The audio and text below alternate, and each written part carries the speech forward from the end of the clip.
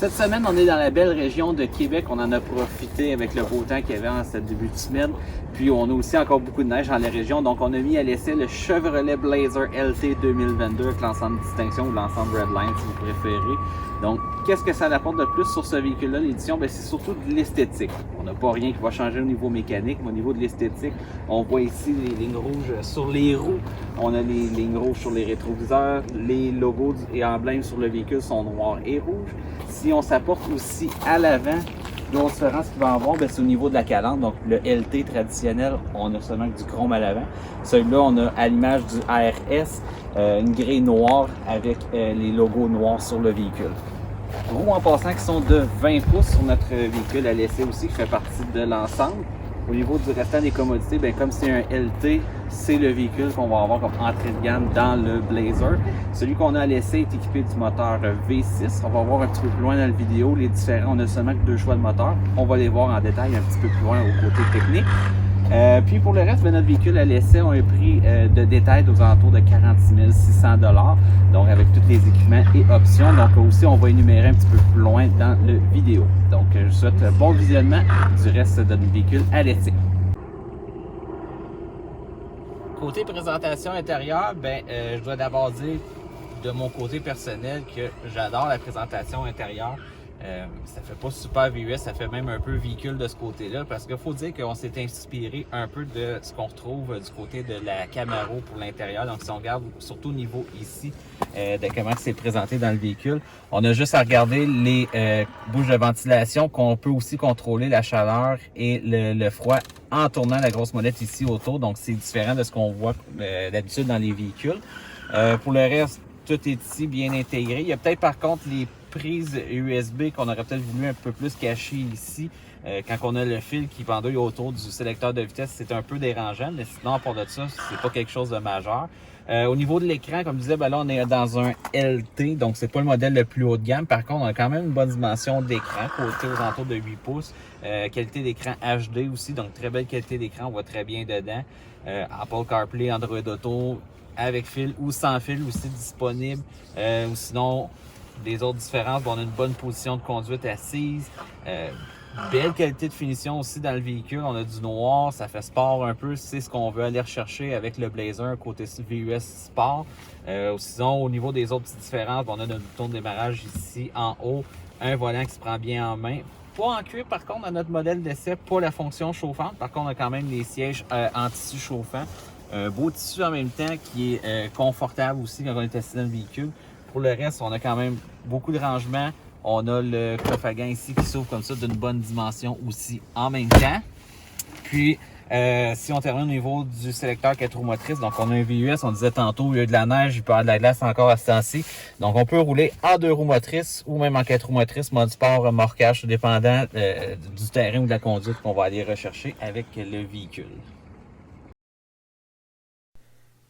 Nous sommes maintenant rendus à la portion spécification de Chevrolet Blazer 2022. Donc, si on commence avec le prix, donc on a une échelle de prix qui va varier entre 39 748 $ pour une version d'entrée de gamme LT traction avant et qu'on peut aller jusqu'à 49 848 pour une version Premier. Par contre, dites-vous que même à ce prix-là, on peut encore le faire monter un petit peu plus élevé.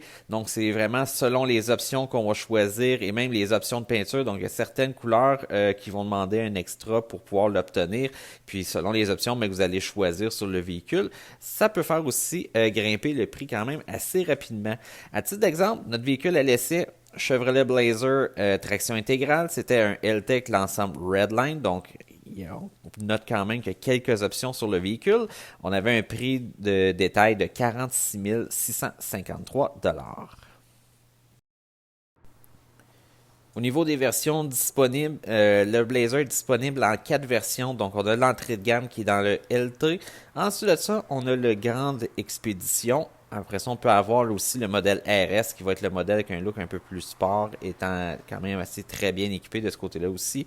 Et puis, on a le plus haut de gamme offert qui est le Premier. offert, comme on disait un petit peu plus tôt avec quand on parlait du prix. Donc, le véhicule est offert soit en traction avant et aussi en traction intégrale avec les différents modes de conduite, comme vous avez vu un petit peu plus tôt dans la vidéo. Et puis, sinon, au niveau des motorisations, donc motorisation, seulement 2 motorisations disponibles en 2022. Donc, le premier, on parle d'un 4 cylindres de 2 litres turbo qui développe 228 chevaux à 5500 tours minute avec un couple de 258 livres-pieds de couple. Et puis sinon, le deuxième choix qu'on a qui était le moteur dans le véhicule à l'essai cette semaine, donc c'est le V6 3,6 litres de 308 chevaux à 270 livres-pieds de couple. Les deux moteurs sont équipés de la transmission automatique à 9 rapports. Notre véhicule à l'essai, lui, au niveau capacité de remorquage, donc il était capable d'aller remorquer une capacité à pouvoir atteindre 4500 livres. Donc c'est quelque chose qui est très bien de ce côté-là. Ceux qui vont vouloir remorquer, soit côte à côte, petite roulotte, petit bateau aussi de ce côté-là. Donc ça nous donne quand même une bonne marge quand on inclut les passagers et les bagages dans le véhicule de ce côté-là. Puis au niveau espace intérieur, donc on a une capacité de 1818 litres lorsqu'on rabat les sièges de la deuxième rangée à plat complètement. Donc ce qui donne quand même un volume correct comparable à ce qu'il y a un peu au niveau de la concurrence. Aussi, présentement, si vous vous demandez, bien sûr, les prix de l'essence sont quand même relativement élevés présentement. Donc, la question que tout le monde se demande, comment est-ce que ça consomme un Chevrolet Blazer? Donc, notre véhicule à l'essai, selon les chiffres statistiques publiées, donc, on devrait faire normalement un 9,2 litres au 100 km sur route qui est annoncé et un 12,6 en ville. Lors de notre essai, on a fait, comme on disait, le trajet Montréal-Québec ensemble. On a fait un petit peu de ville, un petit peu de route aussi. Donc, c'était pas mal 50-50 entre les deux. Donc, la meilleure consommation que j'ai réussi à obtenir, on parle de 9 litres au 100 km.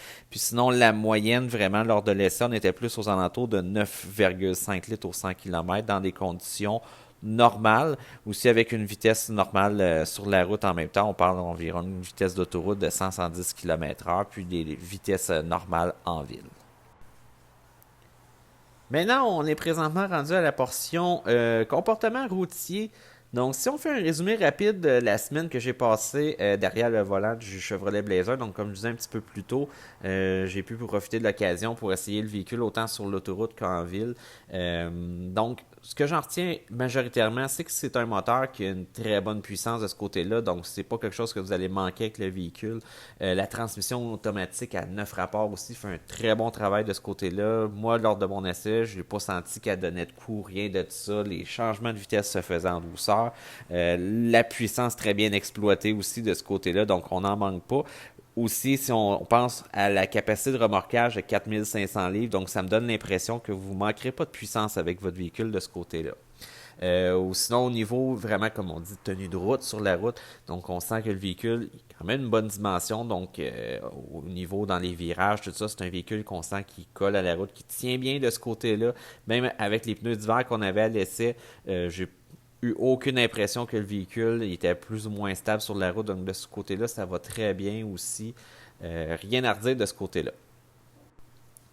Donc si on résume l'essai routier du Chevrolet Blazer, donc au niveau de la concurrence, c'est un véhicule qui a rien à envier à la compétition. On a un look différent, donc pour ceux qui aiment le look, il n'y a rien qui se compare au niveau de la compétition, autant à l'intérieur qu'à l'extérieur.